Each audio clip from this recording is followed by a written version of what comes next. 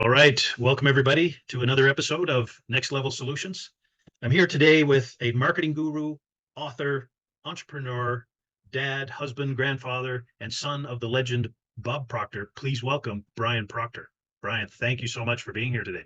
Steve, it's great to be here with you. Really, really nice to be here. Yeah, I'm so grateful. One of the things we always learn, and Bob always talks about, was being grateful. It's like I feel there's momentum in my marketing, and you accepting the invitation to join me. I'm so grateful. Thank you. Well, it was an easy yes. I've seen what you've been doing out there, and as soon as you reached out, it was an easy thing to say yes to. Awesome. I appreciate that. And please accept my condolences. I guess it was a shock for me. I had been watching Bob for 3 years, probably every day, Mhm. studying something, being in a workshop, or watching a video on YouTube, and he changed my life. So I thank him for that. And it was a shock. My wife came into my office one day. She said, "Did you hear that Bob had passed away?" And I said, "Oh my God." And everything just kind of stopped. Yeah, And, yeah. that's me out here on the outside. And for you, I'm sure you were. It was a crazy time. I mean, it was almost 2 years ago now, almost to the day, and the last 6 months of his life, I spent most of it in Toronto with him, just doing whatever I could to help him, help his wife, and that's 6 months I'll never regret. I'm glad I was there with him. Yeah. Yeah. And I know when you were writing your book, my father knew the secret. And if anybody is interested in picking up a book to learn something about personal development, I mean, this is picking up where Bob left off in my mind. It was a great book. And I know you were trying to get it done.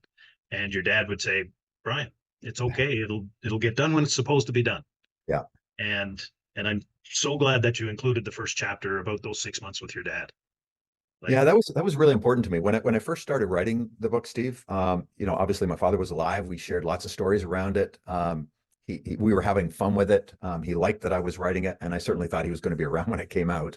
I was probably only a third of the way, writing it when he passed, and it took me a few months before I could even start writing again. yeah, And the first thing I wrote was the first chapter. I felt that was an important piece to put in there. I think for anybody that knew who Bob Proctor was, I think it was a valuable piece, but more importantly, I think it showed who he was as a man, not the figure that you see on the stage or on YouTube.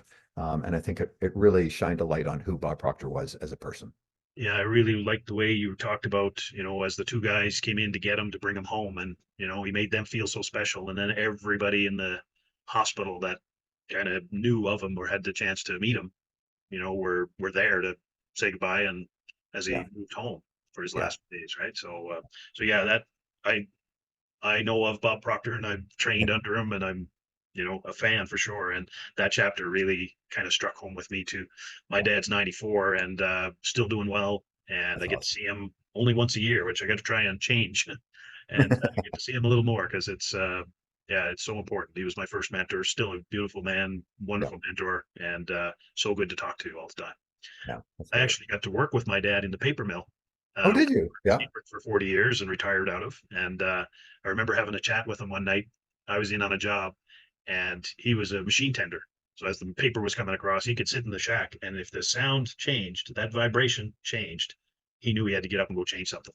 Right. He was talking about retiring early, and I said, "Dad, what are you waiting for? Go do it." He did. So he's retired for almost 40 years. Wow. Now 35 years, I think he's retired. So Amazing. Yeah. yeah, he's done really well. Yeah. Um,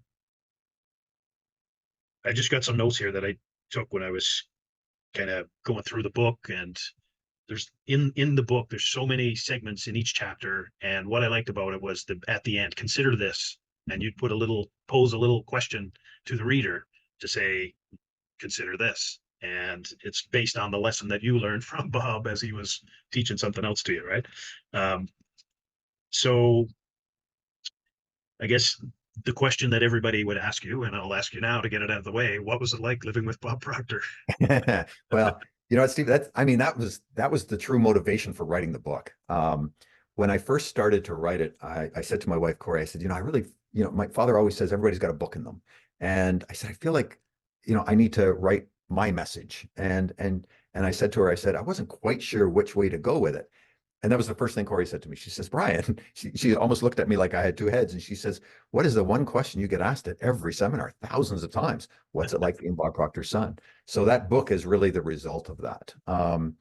I certainly count myself as very fortunate, very, very fortunate that he was my father. I got to not only grow up with him, but I got to work with him for close to 30 years. Yeah. Um, we were father son for sure, but we were also best friends. I mean, we talked all the time.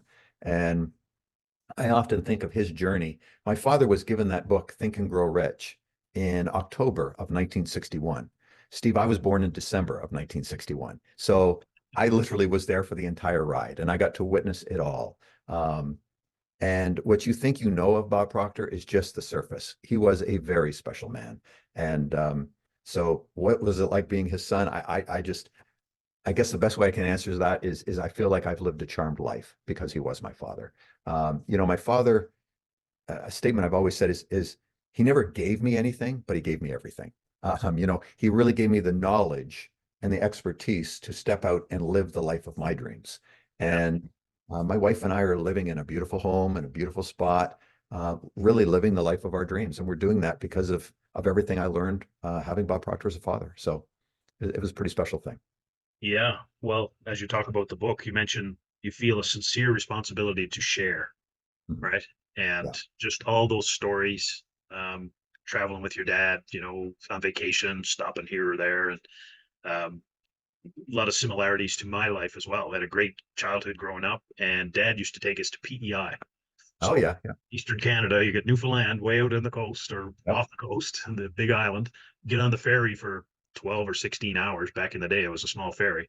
Drive across Nova Scotia to get to another ferry to get to PEI to Uh, spend maybe a week in the St. Lawrence Hotel up on Cavendish Beach and loved it. And then back in the car, back on the ferry, back across, back on the next ferry, all the way back to Grand Falls in Newfoundland. yeah. And he was so calm. I remember it was about 1 o'clock in the morning. Everybody's asleep in the car. Dad's driving. He's lost. And I said, "So, Dad, I wake up and I'm standing right behind him in the car. We didn't do seatbelts back in the day, right?" Yeah. Yeah. Are we almost there? He said, I think so. He said, I don't know where we are yet, but I'm looking on the map. I'm waiting to see a road that I'll recognize or some highway or something like that. Yeah. Yeah. And yeah, it was 1 o'clock in the morning. We weren't there yet, but he was pretty cool about it. And we did eventually get there and had a great vacation all the time, right? Just calm, relaxed. Yeah. Yeah. Yeah. Those are special memories for sure. The the first chapter is still um I've read it a few times. Mhm. And for you and your family and for Bob to have that experience to go the way he wanted, to have everybody around him. Like it's just Yeah. I'll share a little bit of that, for your audience, anybody that's watching this. The first chapter was really all about the last really couple of weeks almost of his life, and we're in Toronto. He was in the intensive care unit at a hospital, and when you're in the intensive care unit, you either get better to get out or you die. That's typically the only two ways to get out of the ICU. And Dad knew that he was not going to be around. He knew that he was dying, and he did not want to die there because very limited access in there. The nurses would allow me to stay in there with him for hours upon hours when you really weren't supposed to. But we were all good and quiet, and the nurses allowed it because they knew he was not going to survive. And my father was committed that he was going to get home and die at home so that he could see all of his kids, all of his grandkids, and say goodbye to everybody and some very close friends. And he orchestrated it. I mean, he found his way to get home. He says, "I'm not going to die here. You've got to let me out of here." And he did. He got out. But here is the thing that really touched me, Steve. I think when I was there, we would sit in that hospital room and just hold hands for hours upon hours. And he'd fall asleep, he'd wake back up, and we'd talk, and he'd fall back asleep. The nurses would come in, and I mean, he had tubes coming all out of him everywhere. And I remember this one instant, a nurse was trying to get another IV into him, and she couldn't find a vein. And she was getting very upset and kind of agitated around it. And she kept apologizing to my dad. And I'll never forget this. My father put his hand on her hand and he says, "Dear, you're doing a great job. Don't worry, you'll find it. It's all okay." And in that instant, he just put her at peace. And it was like right away, she got the vein because he put her at ease. And I see so many people when I was in that hospital who get angry at the nurses and the doctors and are yelling and do whatever. My father was calm. He was not in a good place. He was very uncomfortable and in a lot of pain, but he never took it out on those around him. He never let outside circumstance dictate how he was going to act or treat people around him. That was a really special thing. And that's part of what I wrote about in that first chapter, because I think that Yeah. we all need to learn from that. Yeah. And then you've got the picture of your hands together. You Lovely. know, That's I have to tell you that picture is just, oof, that's an emotional picture for me. We held hands like that for hours, for weeks.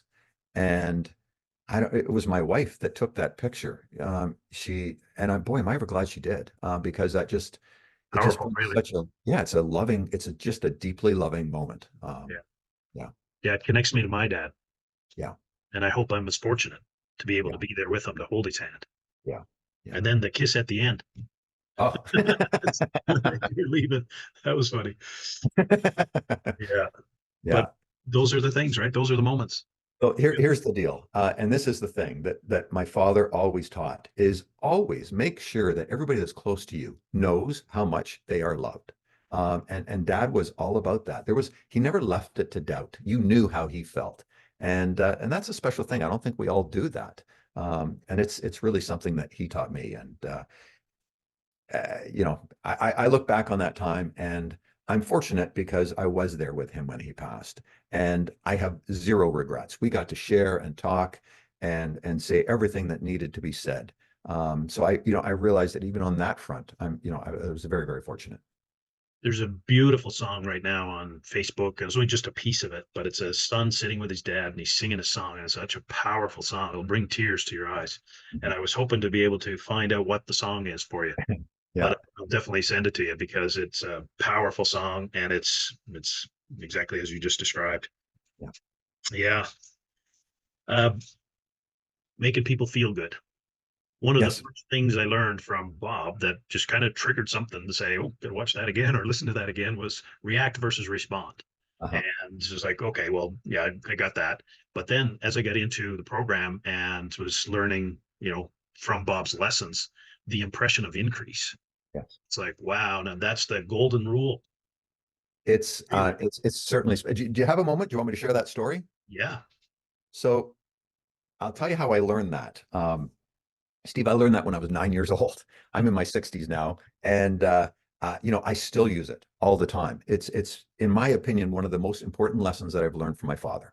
So I think everybody that's watching this, I think you'll get some great value out of it. And for whatever it's worth, Steve, I know you're in the investment business and you work in the investment business, and you're a great example of this. So let me just share what this is all about. When I was 9, we moved to Chicago and I was starting a new school. Well, I was born in Toronto. So I started school in Toronto. A year after I started school, we moved to London, England. So I started a new school. Then a year later, we moved back to a different area of Toronto, started a whole nother school. Then we moved to Chicago. So by the fourth grade, I'm in my fourth school, and I was that perpetual new kid in school, and I didn't like it. Um, and I can remember sitting with my father, telling him that I was nervous about going to school again. I hated being that new kid. And he sat me down in a really calm way. And he says, Brian, he says, this is all you need to do. When you're in front of anybody, you're talking to anybody, put these 4 letters across their forehead, MMFI. That stands for make me feel important. He said, if you can make everybody that's standing in front of you feel important, feel seen, feel heard, he says, you're going to make friends easily and you're going to get along great in this world. And he liked to call it the impression of increase. And Yeah. that's this: if you can leave everybody that you come in contact with feeling better because they came in contact with you, that's a special thing. That's a really special quality. And I learned that when I was 9 years old. Well, I got into real estate when I was in my 20s. I did very, very well at real estate. And it was because I did that. I made everybody feel like they were the only person in the room, that they were the most special person there. And because of that, I got referrals like crazy. It was a great lesson. And Dad said the key is to be sincere with anything you do, Yeah. and ask interesting questions and be interested in the other person. If you can do that, you are leaving them with the impression of increase. And one of the things that really struck me, he said, if somebody tells you a story of something special that they've done, even if you've done it, bite your tongue and just relish in their story. You don't have to say, oh, I did that too, and I did it even bigger. Because when you do that, you actually diminish their story. So he said, sometimes you need to bite your tongue and just revel in their story and let them know that you see them. And by doing things like that, you are leaving people with the impression of increase. And Steve, I think that's probably one of the most valuable lessons I ever learned from him. And as I say, I learned it at 9 years old, and I've used it the rest of my life. I see my kids doing it. I've taught that on, and it's a special quality. I like to think of myself as an unconscious competent, as Bob would say. Yeah, yeah. And that comes with the attitude, right? So if you have a Right. good attitude, you've probably been using the impression of increase without really knowing. And I True. feel Very like, true. well, maybe that's what I was doing. I like to think so. Yeah. But when I learned it, I was like, wow, if you're trying to teach somebody about how to be better, the impression of increase, that's the perfect lesson. Yeah. Just make someone feel better. It could be a smile. It could be Right. looking someone in the eye, Yeah. right? As simple as that. Hold the Exactly. door open, you know, Yeah. just, yeah. Yeah. And Sometimes those spontaneous interactions with another person where you make them feel a little bit better because they were in your presence. Not only are you making them feel better, and you could potentially change the whole course of their day, yeah, um, but the self feeling, that you get in the heart from being that, doing that, that it does a lot for ourselves as well. for sure. Again, make you bring up the energy, right? Yeah. Yeah. Um, you've met Eunice O'Neill. I did. I work with Eunice on a like we kind of help each other through the Uh-huh. program and do some marketing and everything. And she's got a brilliant program. And she was telling me about when she met up with you guys Yeah. and talking about the different stories and everything. And one of the stories relating to her, she's doing some work with inmates and people, transitioning back out into society from prison, and Mhm. it's amazing. And Bob always told the story too about Uncle Joe, Yes. right? It was Yes. Uncle Joe. So can you elaborate a little bit further? Yeah. Because Well, Bob that's had told the first off, story that about him being in the class trying to teach, and this guy standing up and you can't teach me anything. And Bob right. kind of sat him in his seat, but eventually things changed around totally for that guy, right? It did. First off, that's amazing that I didn't realize that you and Eunice had that connection. Yeah, because it was only a couple of weeks ago that we met her, which was it was wonderful. We got to see her house and everything else. But yeah, that story, it's really a great story. So my father back in the 60s, 1960s, this is when he first started studying Think and Grow Rich. And he started to see some drastic changes in his life. His income skyrocketed. He started doing very, very well because he put to use these principles. Well, this was really the start of his career in the self-development industry, and he wanted to help other people. Well, in Canada in the 1960s, the prisons were having a real problem with the recidivism rate. People kept going back into prison. They'd come out and they go right back in. And Dad thought this would be great practice if he could get into a prison and teach the inmates how to live a better life, how to be a better person, how to be productive in society. And he worked out a deal with the prisons that he was able to get in. It was Kingston Penitentiary, which you're Canadian, as you know. Kingston it's closed now, but it was the number Alcatraz. one. Yeah, it was the Alcatraz of Canada. That's right. And anyways, Dad worked out a deal that he could go in there and teach. And part of his deal was that anybody could be in that room, anybody within the prison. And there was some people in that prison that were pretty darn dangerous, and they didn't want that to happen. He says, "No, I won't do it unless anybody who wants to be there can be there." And they finally agreed. Well, there was this man, Joe, and Joe was in the room. And Joe always sat at the back of the room, sat on the table, swinging his legs. And when Dad would start presenting to the group, Joe was kind of that wisecracker in the back. He was the heckler. And he was always giving my father a hard time, who was laughing, saying, that's a bunch of crap. And it made it very difficult for my father trying to teach this material because everybody was afraid of Joe. He was a big guy. He was in solitary confinement for years. I mean, because I think the warden called him a mad dog. He was just not a very nice man. And my father decided that he has to deal with this, or he can't teach there anymore because Joe was upsetting the meeting so much that he was not effective. And Dad lived in Toronto at the time, so the drive between Toronto and Kingston, in those days was probably about 3 hours. And he knew he had to face Joe, and he was terrified. He didn't know what was going to happen. And what you need to know is back in the 1960s, my father was maybe all of 140 pounds. He was a very, skinny guy, bright red hair. And Joe was this big, beefy 200 and something pound bear. Well, Dad got there and he decided he had to deal with it. He couldn't have the guards deal with it because that would take away who he was. It would diminish Right. his value, I think, in front of the room. Anyways, when he started speaking, Joe started doing his heckling again.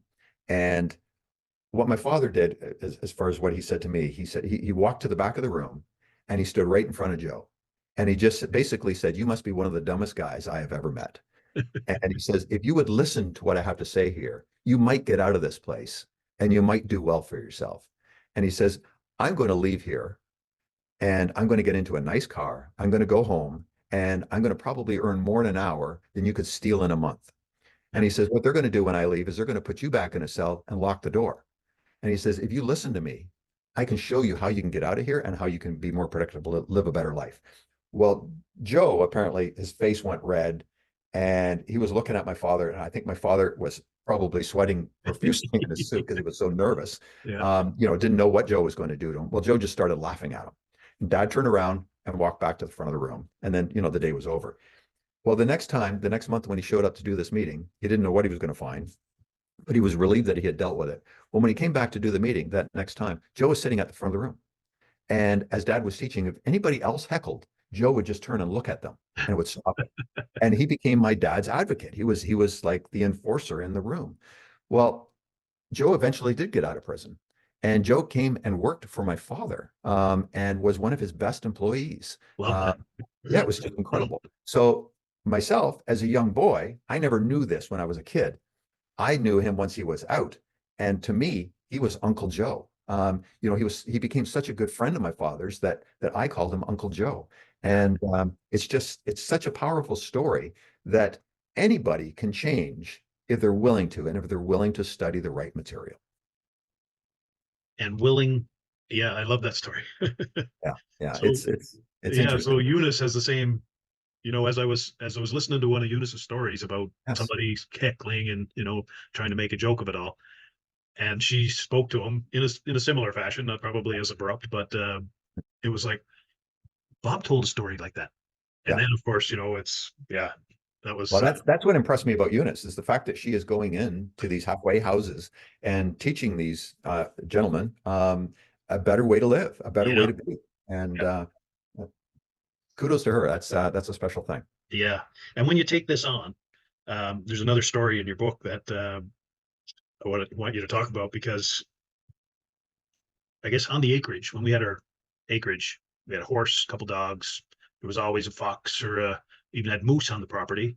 Lots of birds. There's always something, a goose to chase one day. And so nature was, really never really watched the moon before and the stars and everything. And when you're out there, all that becomes part of your everyday. And all of a sudden it's like, wow, this is relaxing.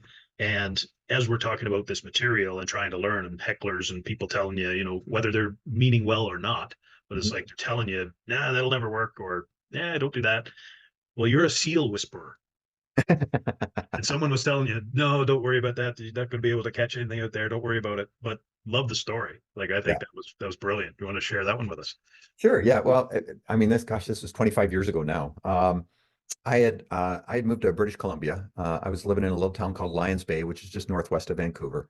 And I was on this inlet. And I just rented a house at the time because I wanted to get a feel for the area. And the fellow that I rented the house from, he gave me some traps to catch prawns and a canoe. And he said, "You just paddle out, 300 feet or so and drop the traps down. You'll catch prawns." So I thought, okay, this was all new to me. So I started to do that.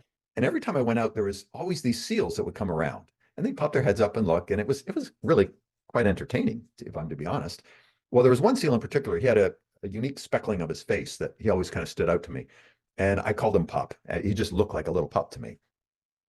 Well, I would put these traps out and I was pulling them up and I was hardly catching any prawns. And one of the fellows on the beach, he said to me, he says, "Oh, there's no more prawns here. You won't get anything."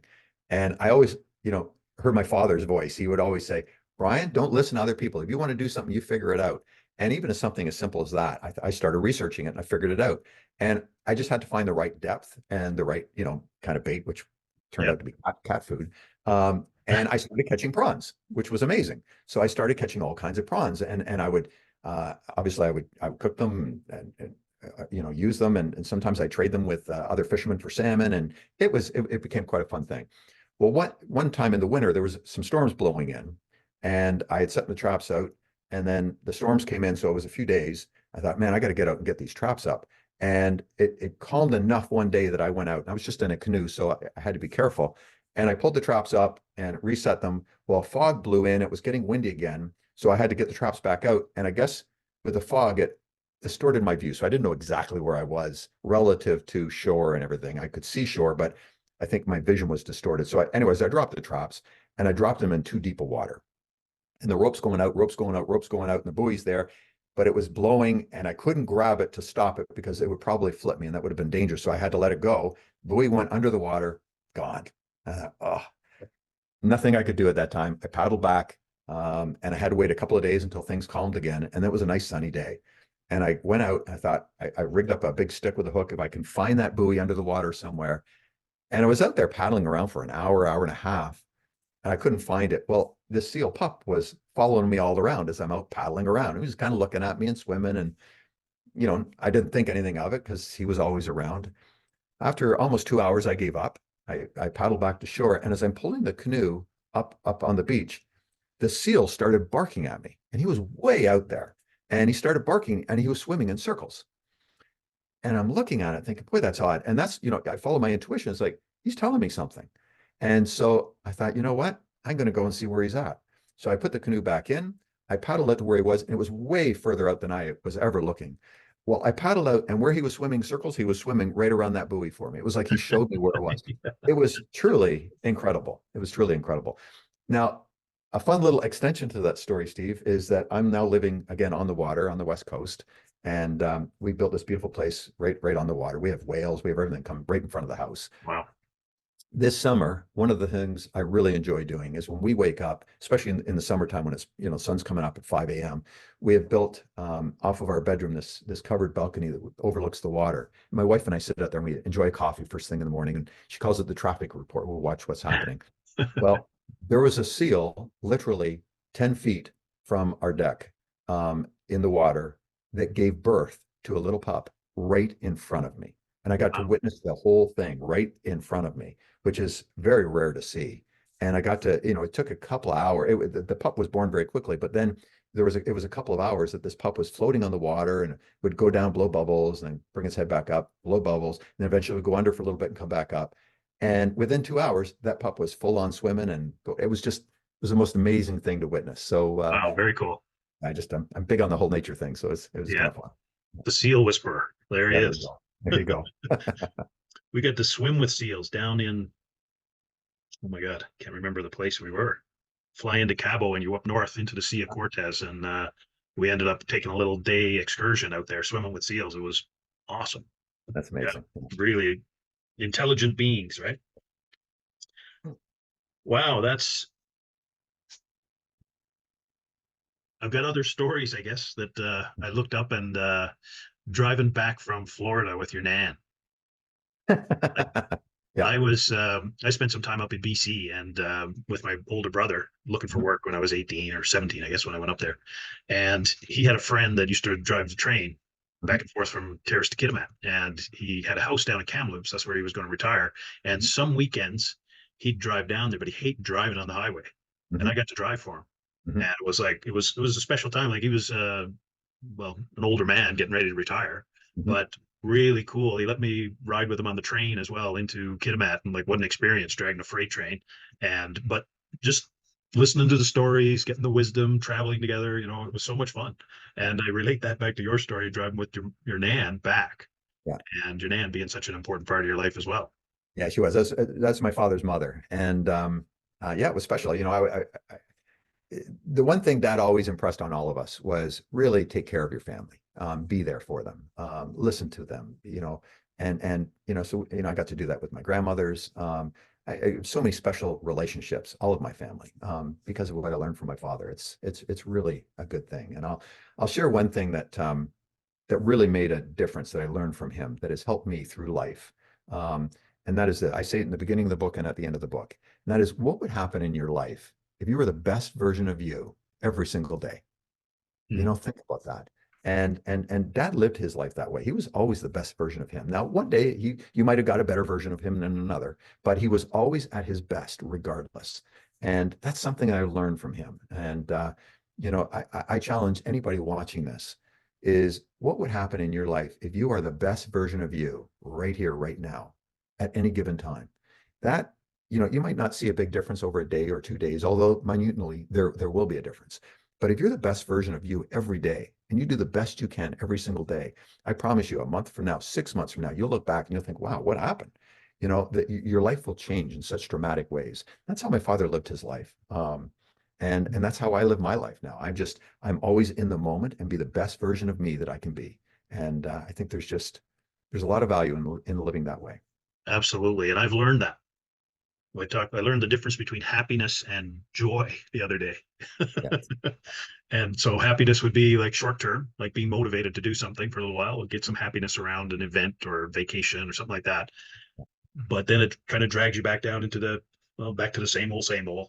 Right. But joy is like a joyful mindset. You live being your In the best moment. version of you as you can in the moment every day. And it's a struggle some days, like you say, it's not always perfect, but just having the awareness of trying to be a little bit better. Mhm. Mhm. And I guess that's the trick, Yes, right? If you're it always really is. thinking about if you could be just a little bit better, 1% better, and better is the perfect word, Yeah. right? Yeah. Because even if you think it's perfect, it can always be a little bit better. So just Always do better. That's right. always be a little bit better. Yeah. Yes. Yeah. So, Brian, we're coming to the end of our time. I certainly appreciate yours, and I certainly appreciate you spending it with me for the last hour. And Thank you. thank you for sharing all the stories. Congrats on the success. Congrats on the success going forward. And hopefully, we'll get a chance to do this again in the not too distant future. I'd be happy to. It's been great being here with you, and thank you for having me on. All right. Well, thanks very much, and we'll see you sometime soon. All right. Take care. Take care. All right. So I will, it's going to be going to the editing room anyway. So I'm going to change my background and maybe one little story. We got 2 minutes. Sure. Yep. With that, all right. Um, the chalkboard circus. Okay, I guess. Well, we're still recording, Sure. Yeah. so we'll just You know, pretend we're already into it. And so, Brian, in your book, which we love, my father knew the secret. Um, there's a story about the chalkboard circus, and for me, I was fortunate enough to get into sales early in my career and ended up doing a lot of training on a technical aspect in welding. And you're always going to places, and then the first half hour was trying to set it up so it would work. yeah. And Bob, being early in the personal development space before it was even a thing, uh, did the same. And I always kind of chuckle as I hear the story about the chalkboard circus. So could you share that with us? Yeah, it's a fun story every time I think about it. Back I guess it was in the early 80s. He was teaching the seminars, and he would be in hotels, and he was using a chalkboard. That was his tool you know, to create presentations and to create images for people to work off of. This was before PowerPoint and computers and Yeah. overhead projectors, anything. So there was just chalkboards. Well, most of these hotels, the chalkboards they had were garbage. They were beat up. They didn't work. They were just terrible things. So Dad decided he was going to get the perfect chalkboard made. And he had a custom chalkboard made. It was like 4 feet by 6 feet. It was crazy heavy. He had to get this big box welded that he mounted on the roof of his car that we'd slip this chalkboard into. And we call it the circus because it's, as you know, Toronto, and especially in the wintertime, it can get cold, it's windy. You try pulling this thing out, you had to have gloves on or your fingers would get frostbit. And walking through a parking lot into a hotel with this thing when it's windy is blowing you around.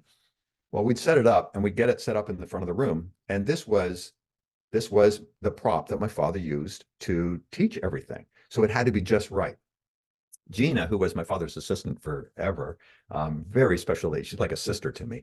We always joke about this, that we'd go in, we'd set this thing up, and the cloths had to be just right to wipe the board. They'd be moist enough to clean the board off, but they would dry quickly. It had to have just the right kind of chalk. It was a dustless chalk. And the board had to be set just right on the stage.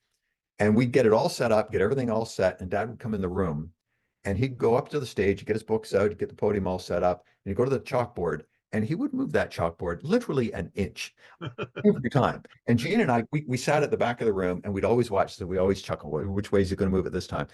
And we came to the conclusion that he had to set it do that final adjustment so it was just right for him, because he was so particular in the way he taught. He had to make sure he taught in just the right way. And to him, that prop was his friend. It was it was the vision of how he was going to teach his material to the audience. And anyway, that's kind of it. But it's, I think that the lesson out of it was that he was so committed to teaching the material in the most effective way possible that he did whatever it took to Yeah. make it the best version of the time to teach an audience what he was going to teach. And at that time, it was all around a chalkboard. Bringing it on top of the car. Like that's Yeah, your yeah, dedication. yeah, it really was. Yeah. All right, Brian, thank you. Just a little over time. I really appreciate you taking the time, and so nice to meet you. All right, I Steve, look great to meet you. forward to one day I'll be at one of your conferences or one of your presentations, I'm sure. All right. I look forward to that day. All right, take care. Okay, you have a good day.